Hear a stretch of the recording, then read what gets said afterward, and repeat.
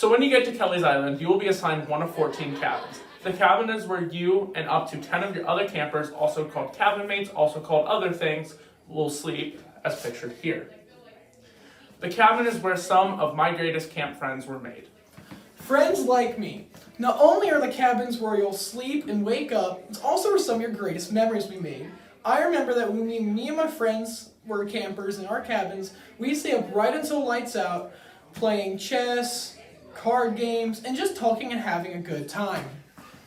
The cabin is where our greatest camp memories were made, and we hope it's yours too.